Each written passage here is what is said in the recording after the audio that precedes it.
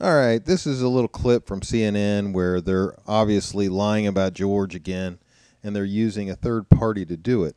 They apparently think that this is going to help them or protect them some way from legal claims, but this is obvious bias, and this is something that they're using to make George look guilty to any potential jurors, and they're using this guy to lie. Let me show you the little clip, and we'll talk about it. Once again, can you start a fight, lose the fight, and then stand your ground? Michael Skolnick. So that's the point that they're allowing him to make, suggesting that George started the fight, and there is no evidence of that. In fact, we know it's just the opposite.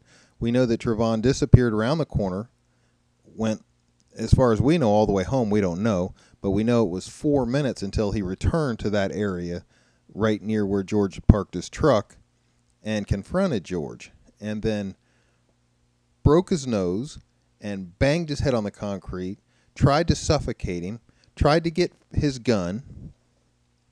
All the while, George is screaming for help.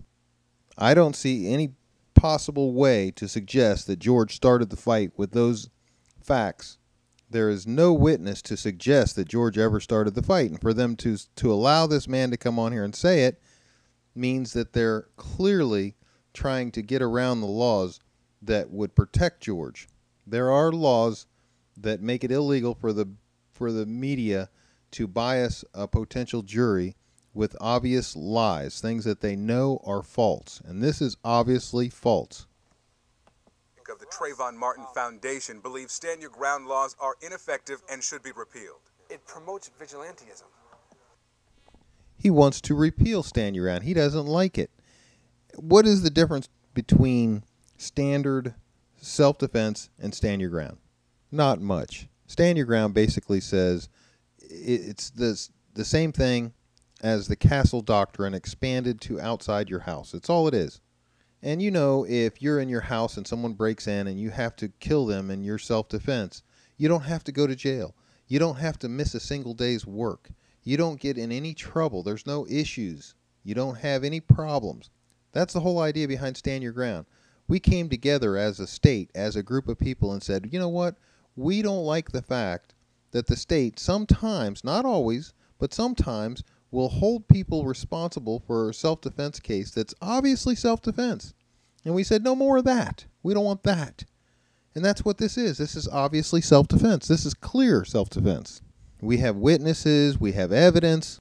So I asked myself, maybe was it Mark O'Mara that made the mistake? Maybe he should have immediately filed stand your ground. Maybe it is, I mean, the whole idea behind this, the stand your ground, was that we didn't drag this for a year and a half and somebody had to go to jail and spend time in jail and have to get bond. I mean, why was he posting bond? He wasn't supposed to be arrested. Stand your ground says no arrest, not even a detention. This guy wants to repeal it. Obviously, he's not for our rights. He doesn't like what the people like. He's very angry about it. And the fact that the task force turned their request down must really irritate them. It promotes the idea that you go out there and you take care of the situation and don't listen to the police or don't listen to law enforcement. There's another lie right there. Don't listen to the law enforcement. Well, we know that George listened to law enforcement. First, the law enforcement said, keep an eye on him. Tell us if he does anything else. So that's what George did. And then when law enforcement realized that he was on foot and following on foot, he said, are you following? He said, yeah. He said, we don't need you to do that. He didn't say not to. He said, we don't need you to do that. Well, George said, okay, and stopped. And the evidence suggests that he stopped. So this guy's lying, and CNN is allowing this lie to be perpetrated across the airways. This is wrong. It's illegal. And CNN thinks they're going to get away with it. I don't think so. I'm sure there's more than enough examples that are going to hold their butts responsible. But this is brand new. And this is, the closer we get to this trial, the more important it's going to be that they stay off of this attack on guns. This is all it is. It's just an attack on guns. And it just so happened that poor George fell in the middle of it. They don't care about George. They don't care about stand your ground. They care. This is their attack on guns.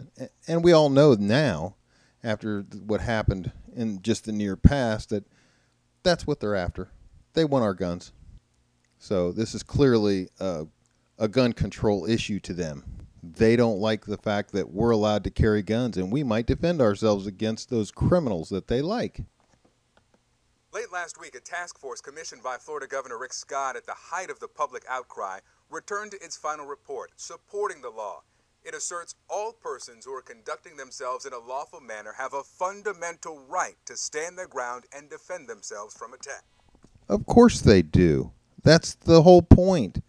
It's always been that way. The only difference with this law now is that we don't have to go to all the trouble, lose all of our money, lose our job, and destroy our reputation just because somebody in the government decided that this was something that might help them politically. This is all this is. This is political grandstanding. That's all.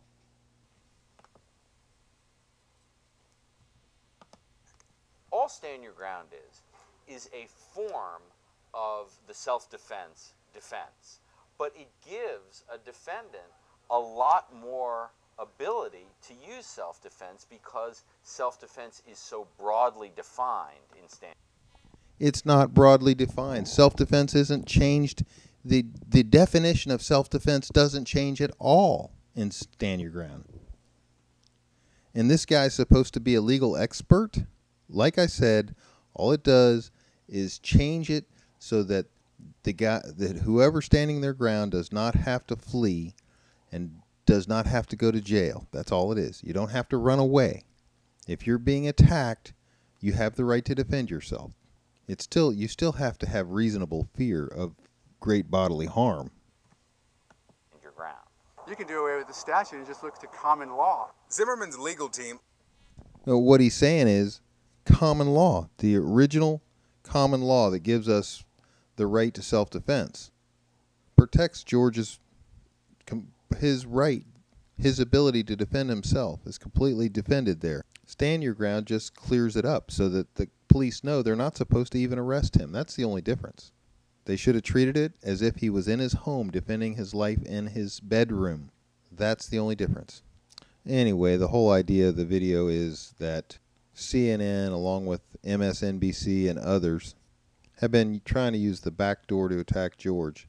They're using guests to come in and lie, and they're blatant lies. It's obvious that they're lying. They're coming on and making these false claims and making it sound like George is an evil killer, and they think that it's going to protect them from legal claims, and it's just not true. It's not true. If they're perpetrating a lie over the airwaves, whether they're saying it themselves or bringing on guests that say things that are obviously false without correcting them, then they're just as responsible. And I would suggest that they correct these issues right away.